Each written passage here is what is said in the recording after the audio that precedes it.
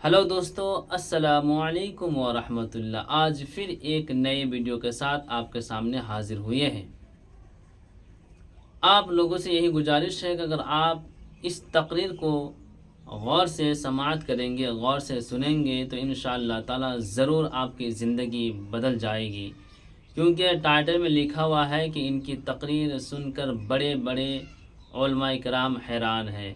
तो चलिए हम सब मिलकर इस तकरीर, इस बयान को सुनते हैं कि आखिर इस वीडियो में हमें क्या पैगाम दिया जाता है, हमें क्या नॉलेज मिलता है। तो चलिए हम सब मिलकर इस वीडियो को देखते हैं शुरू से लेकर आखिर तक। तो चलिए हम वीडियो को शुरू करते हैं। अगर सखी देखना है तो मौलाए कायनात की बारगाह में देखो जहां सखावत बट रही है वो मौलाए कायनात जो 3 दिन के फाके से हैं, उसके बावजूद सखावत का आलम यह है कि मांगा किसी ने कतरा तो दरिया अता फरमा दिया। वो मौलाए कायनात 3 दिन के फाके से है। अबू जहल को पता लग गया कि आज अली 3 दिन के फाके से हैं। जैसे ही मालूम हुआ, दिल ही दिल सोच रहा है ये वो घराना है जो सखावत में मशहूर है, ये वो घराना है जहां से कोई महरूम नहीं लौटता, ये वो घराना है जहां से साइल खाली नहीं जाता। अगर आज कोई मांगने वाला आ जाए, मजा आ जाए। अभी ये सोच ही रहा था, पीछे से आवाज आई, ए सरदारे मक्का, घर में बेटी की शादी है, अगर कुछ इंतजाम हो जाए तो बेटी की शादी बहुत खूबी अंजाम पाए। जैसे ही उसने कहा, अबू जहल कहने लगा, बहुत अच्छे वक्त में आए हो। उसने फौरन हाथ फैला दिए कि लाइए अता कर दीजिए। अबू जहल ने कहा, मैं दूंगा थोड़ी। कहा फिर, कहा नाम बताऊंगा, पता बताऊंगा, एड्रेस लिखाऊंगा, वहां चले जाना, जितना मांगोगे उससे ज्यादा मिलेगा। उसने कहा कौन है? अबू जहल ने बताया, वो दरवाजा सामने है, उस घर के मालिक का नाम अली है, वहां जाके दस्ते सवाल फैलाओ, जितना मांगोगे उससे ज्यादा मिलेगा। अबू जहल ने मजाक उड़ाने की गरज से अली के पास भेजा था कि जिस अली के पास 3 दिन से खाने को नहीं है, फाका मस्ती में मुब्तला है, वो अली साइल को क्या अता करेंगे ये सोच के भेजा।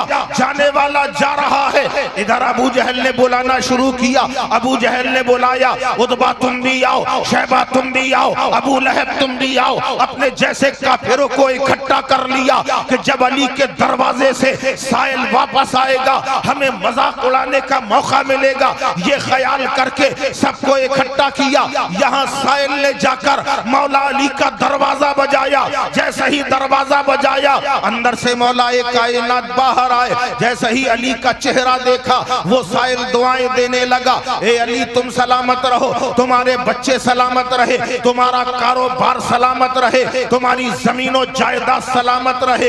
ए अरब के सबसे बड़े अमीर, जब तक वो अली को दुआ देता रहा तब तक वो सुनते रहे। और जैसे ही कहा ए अरब के सबसे बड़े अमीर, मौलाए कायनात ने फरमाया ठहर जा, पहले मुझे ये बता तुझे ये किसने बताया कि मैं अरब का सबसे बड़ा अमीर हूँ? कहने लगा कि जिसने बताया है, नाम बताने को मना किया है। मौलाए कायनात फरमाते हैं सुन, जब तक नहीं बताएगा उसका नाम तब तक नहीं बनेगा तेरा काम। अब उसने दाएं देखा, बाएं देखा, आगे देखा, पीछे देखा, सोचा अबू जहल देख थोड़ी रहा है, उसने बता दिया अबू जहल ने भेजा है। आप फरमाते हैं अगर उस दुश्मन इस्लाम ने भेजा है, हर इस्लाम के दुश्मन हर जमाने में रहे हैं, कोई आज ही नहीं है बल्कि हर जमाने में इस्लाम के दुश्मन रहे हैं। इस्लाम को मिटाने की हमेशा साजिशें होती रही,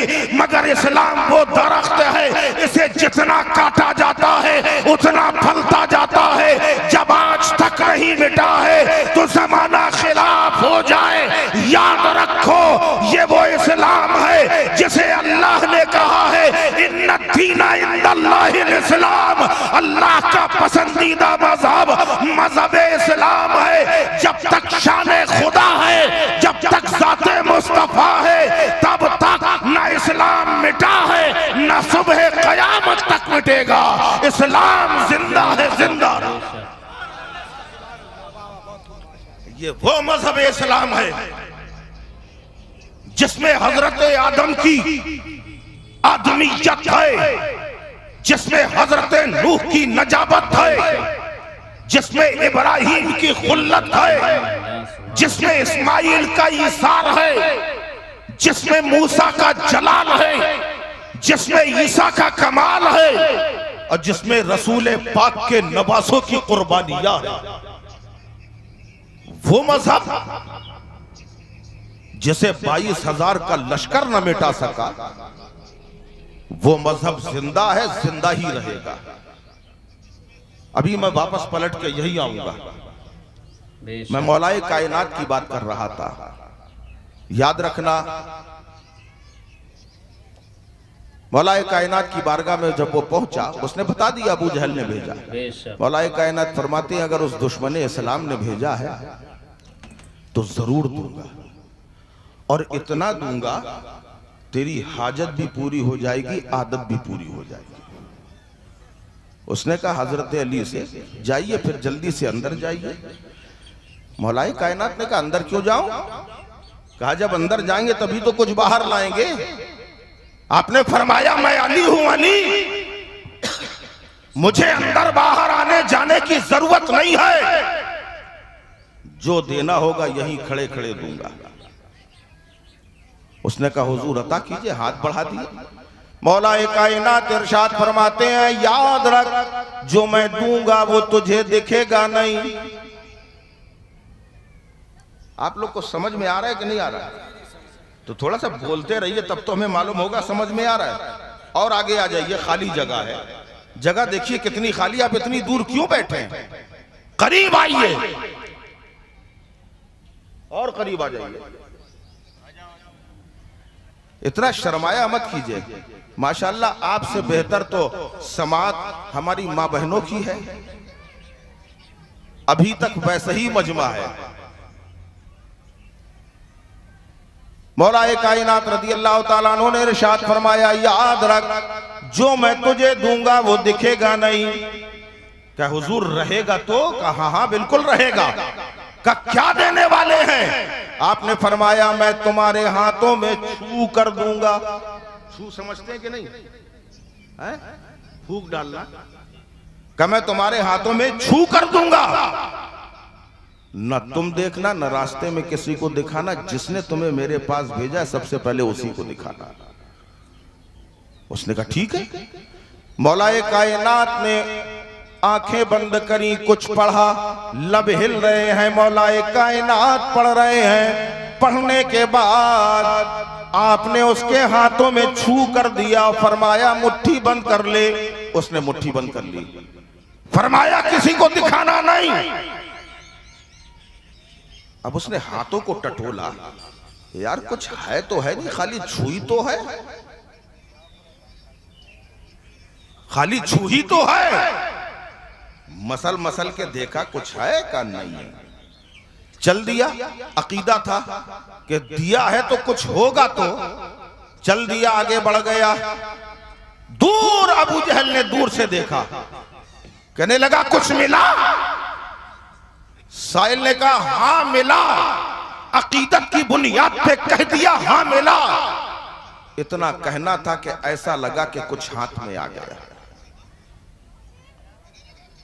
अब ये सोचने लगा देखा जाए, मगर मौला अली का कौल याद आ गया, खबरदार देखना नहीं, न किसी को दिखाना, सबसे पहले उसी को दिखाना। महसूस होने लगा कि कुछ हाथ में है। पूछा क्या मिला? कहा मुझे भी नहीं मालूम क्या मिला। अब वो भी चक्कर में पड़ गया, न जाने इसको क्या मिल गया है। यही सोचो फिक्र में है कि आखिर क्या मिल गया है। उसने कहा खोल के देखता क्यों नहीं है? कहा देखने की इजाजत नहीं है, रास्ते में किसी को दिखाने की इजाजत नहीं है, तुझे ही सबसे पहले दिखाने की इजाजत है। अब वो इंतजार कर रहा है, ये साइल जब पहुंचता है, लोगों की नजरें जमी है। अबू जहल ने कहा मुट्ठी खोल।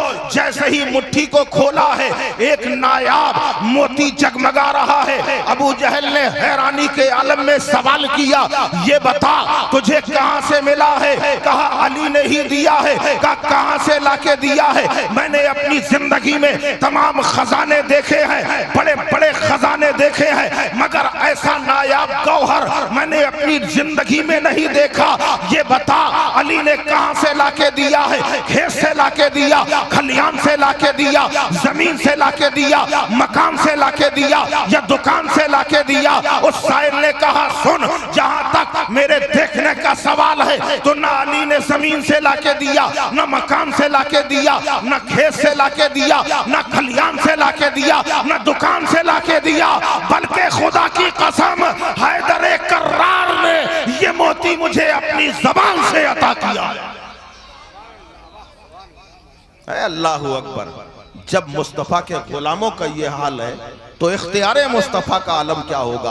आज का जलसा मुख्तारे कायनात के नाम से है। मैं अर्ज ये कर रहा था, अल्लाह तबारक व तआला ने इरशाद फरमाया इन्नद्दीन इंदल्लाहिल इस्लाम, बेशक अल्लाह का पसंदीदा मजहब मजहब इस्लाम है। अब जब अल्लाह का पसंदीदा मजहब है, अगर हमारे पास 10 जमीन है या आपके पास 10 जमीन है, 10 जमीन के आप मालिक हैं, 10 जमीन के हम मालिक हैं। अब उन 10 जमीन में जो सबसे ज्यादा मुझे पसंद हो, हम उस जमीन को सबसे ज्यादा सजाएंगे कि नहीं भाई? चूंकि हमें पसंद है, मालिक हम हैं, जमीनें सब हमारी हैं, मगर जो सबसे ज्यादा मुझे पसंद है उस जमीन को सजाएंगे, उसमें मकान अच्छा बनाएंगे, इमारत शानदार होगी, उसकी नींव मजबूत होगी, और बनने के बाद उसमें सामान भी अच्छे से अच्छा रखा जाएगा। सोफा बेहतरीन क्वालिटी का होगा, उसमें बेहतरीन क्वालिटी का बेड रखा जाएगा, शानदार फ्रिज होगी, बेहतरीन एसी होगा, हर चीज अच्छी होगी। उसकी वजह यह है कि ये जमीन हमें पसंद है, इसलिए उसे ज्यादा निखारा जाएगा।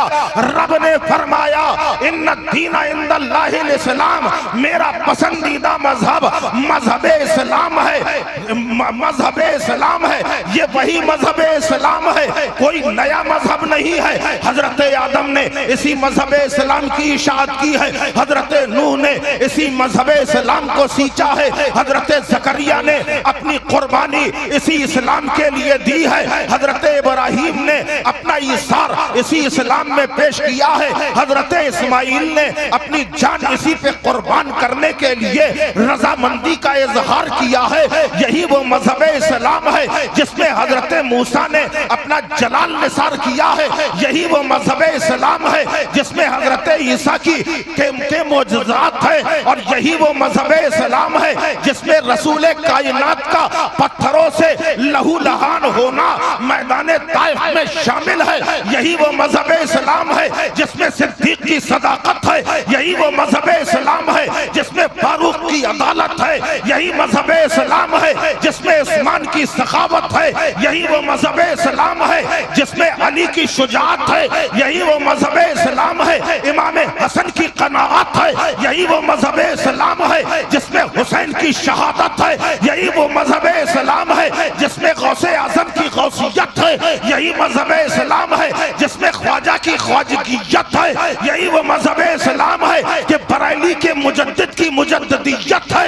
यही वो मजहब इस्लाम है जिसे अल्लाह ने ऐसा सजाया है कि जिधर देखो वहीं चमक नजर आ रही है। कहीं आला हजरत चमक रहे हैं, कहीं मखदूमे की चौछा चमक रहे हैं, कहीं जो है इमाम आजम चमक रहे हैं, कहीं अबू हनीफा चमक रहे हैं, कहीं इमाम मालिक चमक रहे हैं, और कहीं सदाकत की चमक, कहीं अदालत की चमक, कहीं सखावत की चमक। जब इस चमक को देखा तो बेसाख्ता इमाम अहले सुन्नत पुकार उठे कि या रसूल अल्लाह, ये जो चमक तकसीम हो रही है आपके दर से हो रही है। जब सबको आप सदाकत की चमक, अदालत की चमक, सखावत की चमक, शुजाअत की चमक, हर तरह की चमक दे रहे हैं, तो बरेली से अहमद रजा इल्तिजा कर रहा है कि चमक तुझसे पाते हैं सब पाने वाले, मेरा दिल भी चमका दे, चमकाने। ये वो मजहब इस्लाम है जिसमें अल्लाह ने क्या क्या नहीं रखा। सब बान अपना प्यारा हबीब दिया तो इसी मजहब में दिया।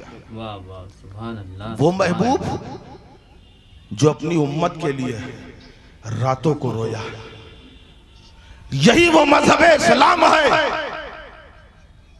जिस मजहब इस्लाम पर बेशक अल्लाह ने कुरान जैसी मुकद्दस दौलत अता फरमाई।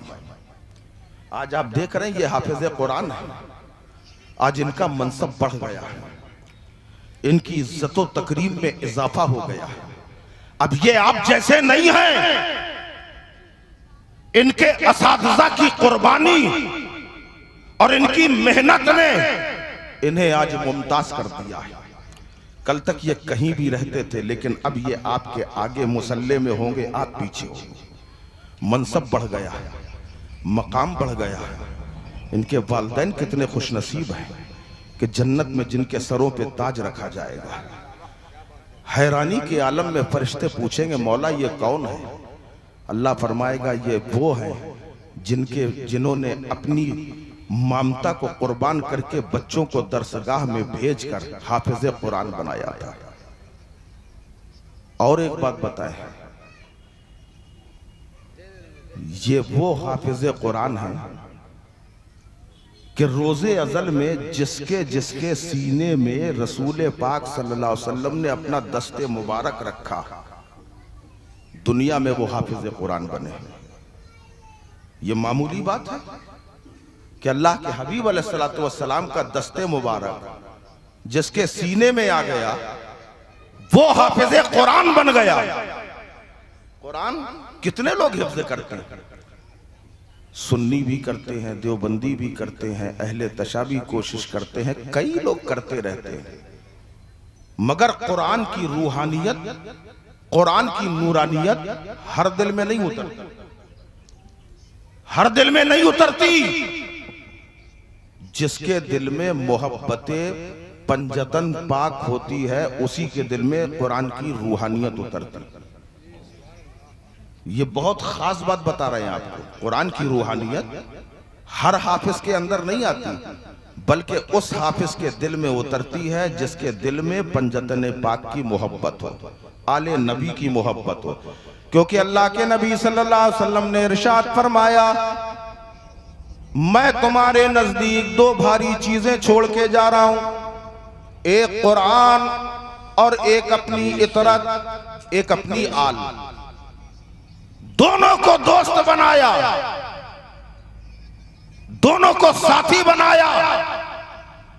और याद रखो, जब करबलाए मुअल्ला पर कुरान पे हर्फ आया, आईने कुरान को बदलना चाहा, इमाम हुसैन खड़े हो गए, ए कुरान, रसूल ने तुझे मेरा साथी बनाया है और साथी का तकाजा ये है, दोस्ती का तकाजा ये है कि साथी एक दूसरे का साथ ना छोड़े।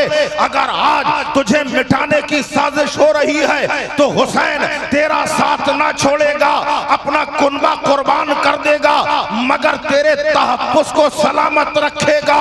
उस वक्त हुसैन खड़े हो गए और जब करबला के मैदान में इमाम हुसैन के गले में खंजर चल गया, हाथ अलग है, पैर अलग है, जिस्म के टुकड़े बिखर गए, जमाना चिल्लाया, हुसैन मर गए, हुसैन मर गए। कुरान ने कहा, ऐ हुसैन, जब मुझ पर बात आई तब तुमने अपनी जान कुर्बान की है, तो अब ये दोस्त कुरान तुझे मरने नहीं देगा। कयामत तक यही ऐलान करता रहेगा कि बला तक़ूलू लिमन युक़्तलू फी सबीलिल्लाहि अमवात बल अहयाउन वलाकिन ला तशऊरून। मैं तुम्हारी जिंदगी का ऐलान करता रहूंगा कि हुसैन जिंदा। नबी ने साथी बनाया। जब आदमी कुरान पढ़ता है ना तो पहले कुरान हलक तक आता है, यहां तक आता है, एकदम सीधे सीने के अंदर नहीं आ जाता। कुरान हलक तक आता है, अंदर झांक के देखता है कि दिल में मोहब्बत आले रसूल है कि नहीं। अगर मोहब्बत आले रसूल है तो अंदर उतर जाता है, रूहानियत आ जाती है।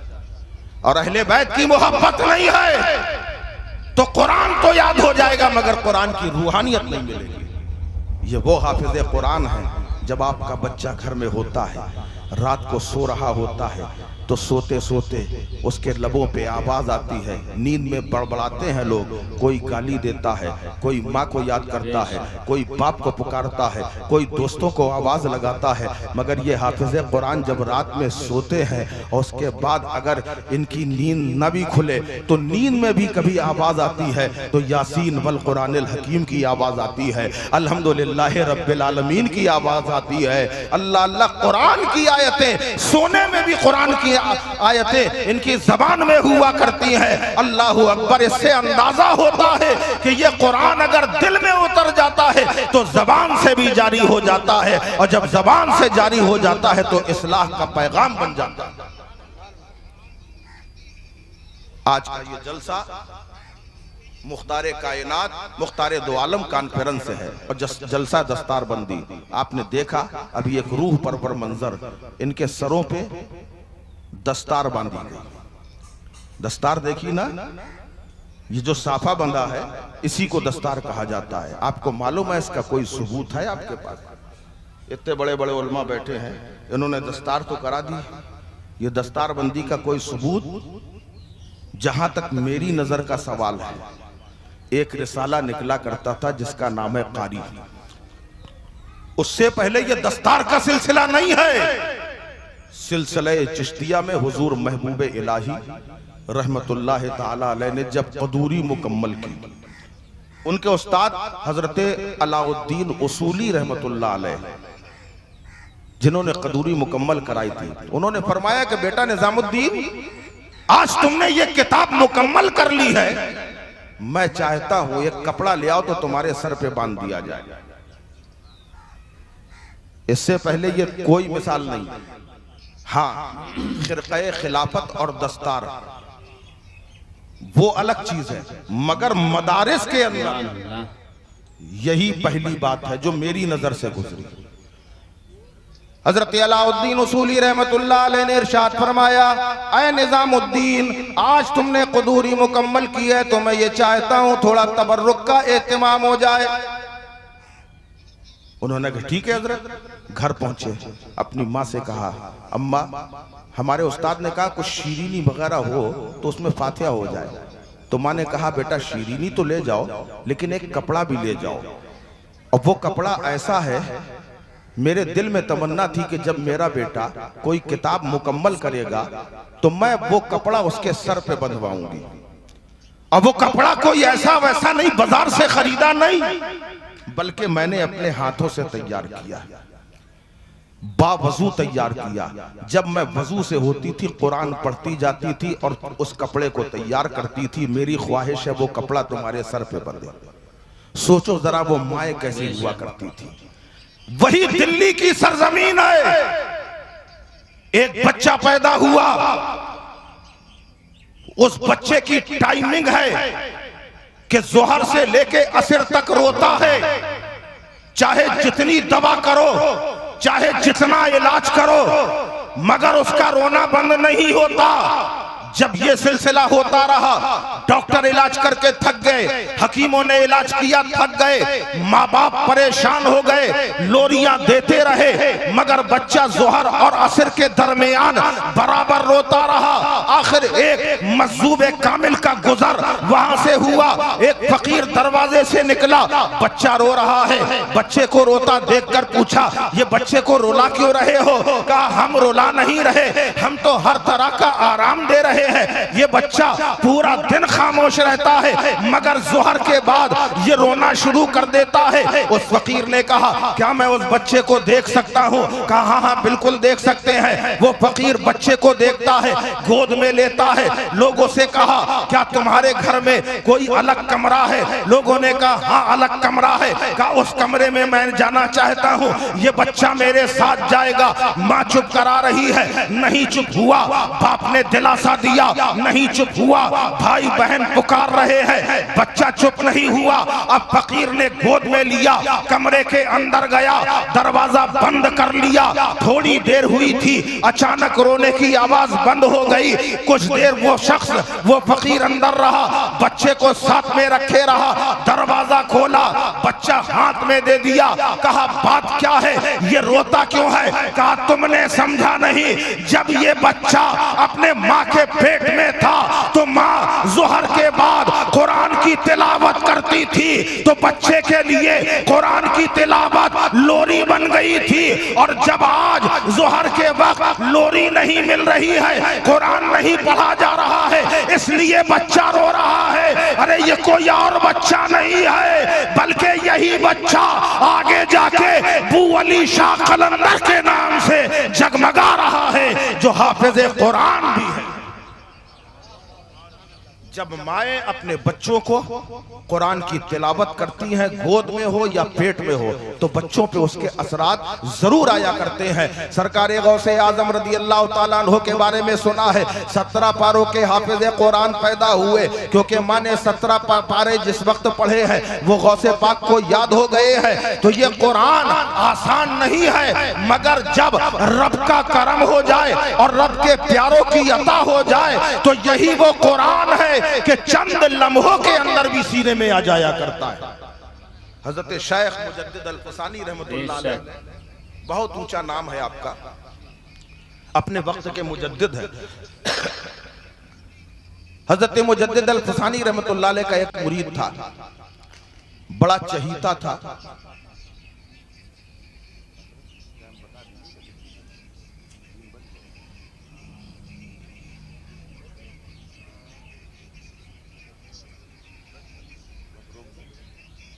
इसी को समेट दे रहे हैं। मुजद्दिद अल-फसानी रहमतुल्लाह अलैह का एक मुरीद था, बड़ा मुंह लगा था। हालांकि पीर के सामने इतने मुअद्दब अंदाज में रहना चाहिए कि तमाम मुर्शिदों के मुर्शिद, पीरों के पीर रसूल पाक सल्लल्लाहु अलैहि वसल्लम के सामने जैसे फारूक आजम रहे। आवाज बुलंद थी तो मुंह में रेत भर के आते थे ताकि मुंह से तेज आवाज ना निकले। शेख मुजद्दिद अल-फसानी रहमतुल्लाह अलैह का वो मुरीद बड़ा मुंह लगा हुआ था। जब उसकी शादी हुई बड़ा खुश हुआ, निकाह पहली रात थी, पहली रात थी। बीवी के कमरे में जैसे ही दाखिल हुआ, अंदर से आवाज आई, अस्सलामु अलैकुम व रहमतुल्लाहि व बरकातहू। इन्होंने जवाब दिया, मुरीद साहब ने, हमारी बात समझ में आ रही कि नहीं? बस बिल्कुल खत्म पे है ये। मुरीद को उसकी बीवी ने सलाम किया, उसने जवाब दिया वालेकुम अस्सलाम। अंदर पहुंचे, पहली रात है। इन्होंने बीवी से पूछा, कुछ पढ़े बड़े हो? बातों का सिलसिला बढ़ाना तो है, का कुछ पढ़े बड़े हो? उस नई नवेली दुल्हन ने कहा, अल्हम्दुलिल्लाह मैं हाफिज कुरान। यार बोल दिया करो सुभान अल्लाह। कहा अल्हम्दुलिल्लाह मैं हाफिज कुरान। अब उसने भी पूछ लिया, कहले आप कुछ पढ़े बड़े हैं? अब मियां साहब चुप। कहा आप जो भी पढ़े बताइए तो। कहा मैं नाजरा ख्वाह हूं। बीवी हाफिज कुरान, शौहर नाजरा ख्वाह। बीवी ने कितनी अच्छी बात कही, कहने लगी काश कितना अच्छा होता अगर आप भी हाफिज कुरान होते तो दोनों एक घर में 2 हाफिज कुरान हो जाते। मियां साहब को बात लग गई, गुस्सा आ गया, कहने लगे उस वक्त तक तुम्हारे पास नहीं आऊंगा जब तक हाफिज कुरान नहीं बन जाऊंगा। कह दिया। अब कहने के बाद मौलाना साहब के पास पहुंचे, हाफिज साहब से कहने लगे हजरत आप मुझे कितने दिन में हाफिज कुरान बना देंगे? हाफिज साहब ने इरशाद फरमाया, अगर मेहनत कर लोगे तो 1 साल के अंदर तुम्हें हाफिज कुरान बना दिया जाएगा। कहले हजरत 1 साल बहुत है, बरसों के बाद तो ये रात आई थी। मैं झोंक झोंक में गुस्से में ये फैसला कर गया 1 साल बहुत है, कुछ कम हो सकता है, कहे नहीं हो सकता है, इससे कम में नहीं पढ़ा सकता। दूसरे के पास गए, उनसे कहा, तीसरे से कहा। एक साहब मिले, उन्होंने कहा ठीक है भाई, अगर तुम भी मेहनत करो हम भी मेहनत करें, दोनों मिलके मेहनत करेंगे तो 6 महीने में तुम्हें हाफिज कुरान बना देंगे। तो हजरत 6 महीने भी बहुत होते हैं, एक एक दिन मुश्किल पड़ रहा है, आप 6 महीने की बात कर रहे हैं? का फिर का और कम कीजिए, का इससे कम नहीं हो सकता। जब देखा कोई सहारा नहीं, अब अपने पीरो मुर्शिद शेख मुजद्दिद अल-फसानी रहमतुल्लाह अलैह की बारगाह में पहुंचे। कहने लगे हजरत मैं हाफिज कुरान बनना चाहता हूं। तो आपने फरमाया सब जगह तो हो गया, होके आ गए हो, अब आखिर में मेरे पास आए हो।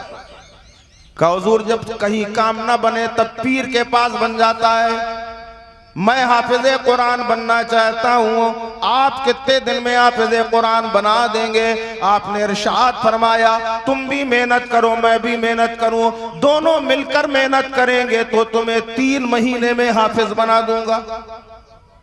क्या हजरत 3 महीने भी ज्यादा है, और कुछ कम हो सकता है? कहा क्यों नहीं हो सकता? का कितना हो जाएगा? का 1 महीने में हाफिज बना दूंगा।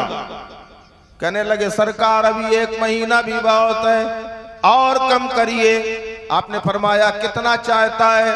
कहे सरकार 1 हफ्ता चाहता हूं, 1 हफ्ते में हाफिज कुरान बना दीजिए।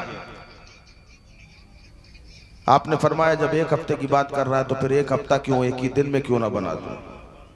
दरियाए करम जोश में आ गया। का फिर 1 ही दिन में क्यों ना बना दूं? का ऐसा हो सकता है? का बिल्कुल हो सकता है। कल सुबह फजर की नमाज मेरे बाईं तरफ पहली सफ में बैठ के पढ़ लेना, फिर उसके बाद बताना।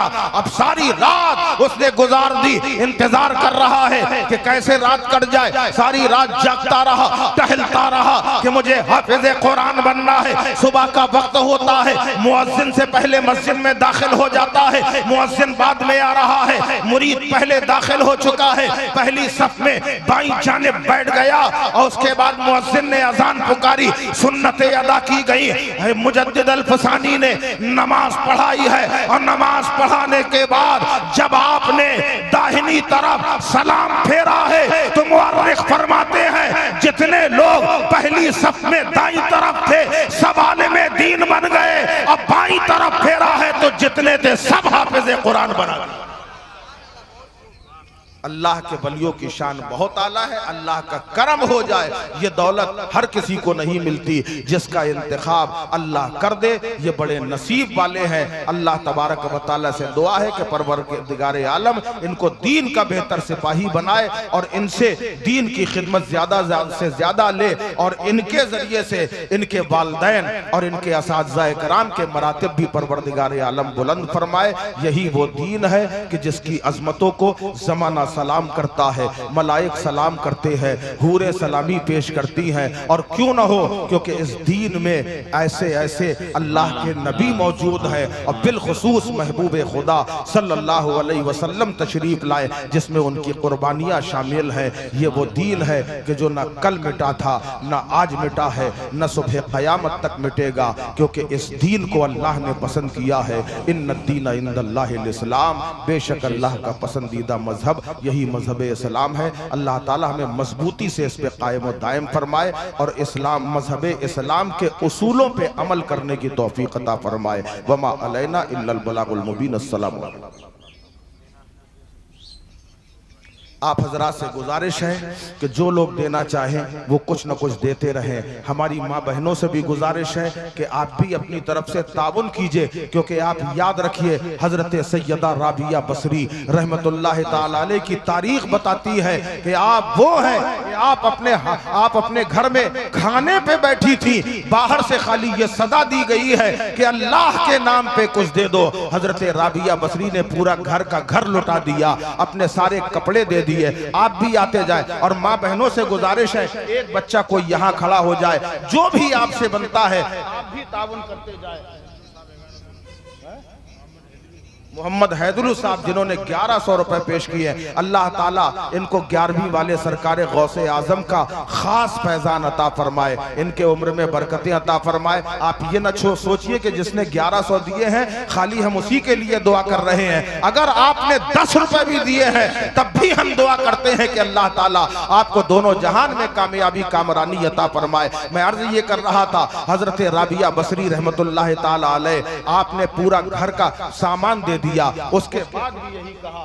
मोहम्मद सलीम साहब 50 रुपए पेश कर रहे हैं। आप लोग बढ़ते आइए, मैं थोड़ा थोड़ा तकरीर भी करता रहूंगा, आप आते जाइए ताकि दोनों फायदे हो, आपका आना भी कामयाब, हमारा बयान करना भी कामयाब। हजरत राबिया बसरी रहमतुल्लाह अलैह ने पूरा घर दे दिया, आखिर में अपने जज़ाकल्लाह आखिर में अपने आप को भी फरोख्त कर दिया। अपने मरहूमीन के नाम भी दीजिए, क्योंकि ये जो मदरसा है आप याद रखिए, मस्जिद अल्लाह का घर है और मदरसा रसूल अल्लाह का घर है। इसलिए रसूल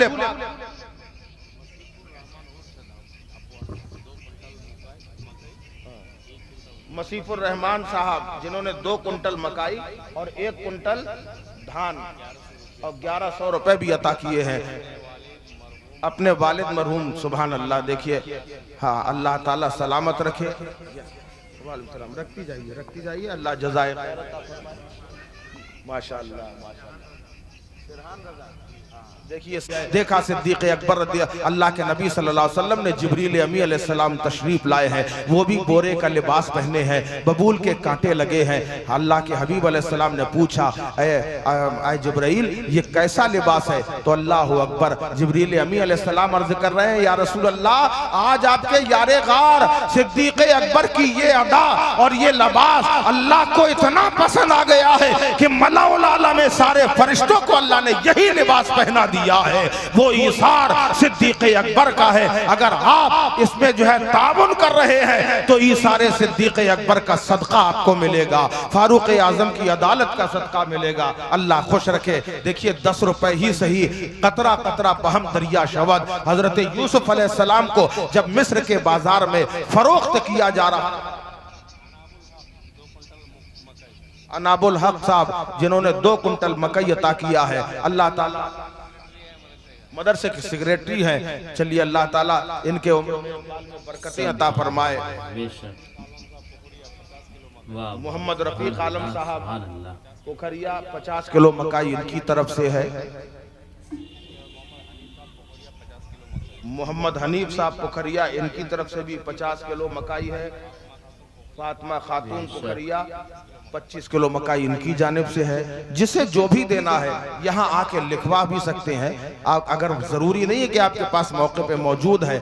अपने वालिदैन के नाम से, अच्छा, 100 रुपए भी उन्होंने दिए, माशाअल्लाह, जज़ाकल्लाह। अपने मरहूमीन के नाम से आप याद रखिए, यहाँ जो हम खर्च करते हैं वो तो सब मिट ही जाना है, वो सब मिट जाना है, मगर ये पैसा जो आप इदारे में खर्च कर रहे हैं, जब तक ये दीनी इदारा कायम रहेगा, आप रहें ना रहें, इसका सवाब आपको मिलता रहेगा। जज़ाकल्लाह।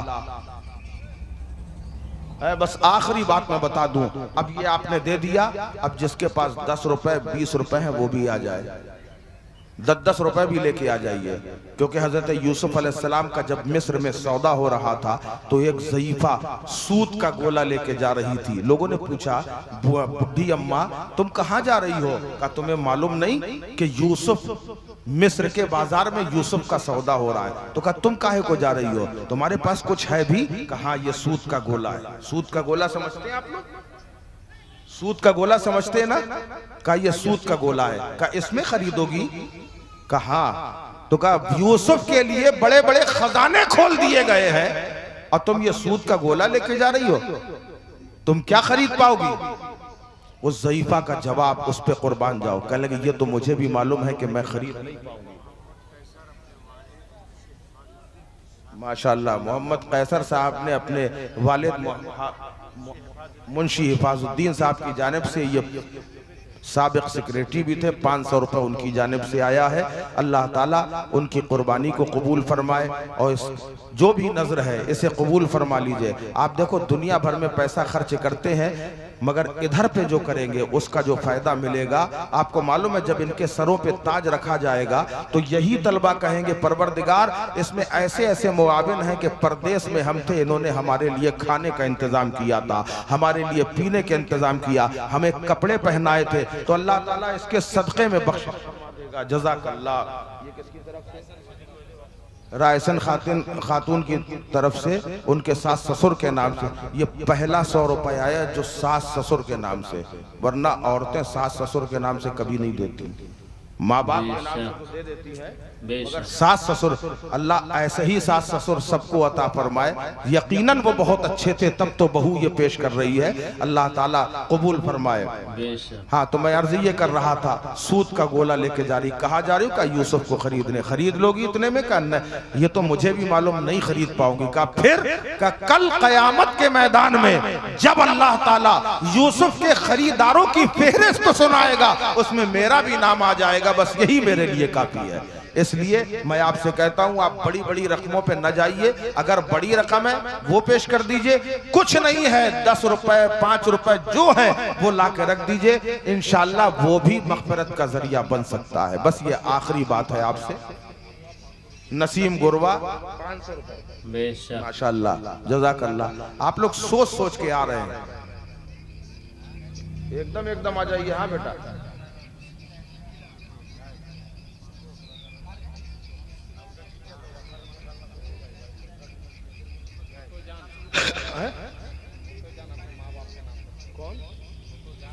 फुतोजान खातून अपने माँ बाप की तरफ से ये 100 रुपए पेश किए हैं। अल्लाह ताला इनके वालिदैन को इनको मुकम्मल तौर पे शिफा सेहत और मग़फ़िरत अता फरमाए। परवरदिगार आलम जिसने जो भी अपनी तरफ से इस मदरसे के ताउन में पेश किया है, मालिक मौला उन सब के उम्र में इक़बाल में खूब खूब बरकतें अता फरमाए। अब आप सभी हजरात खड़े हो जाएं, नात ख़वानी तो नहीं होना। सलातो सलाम।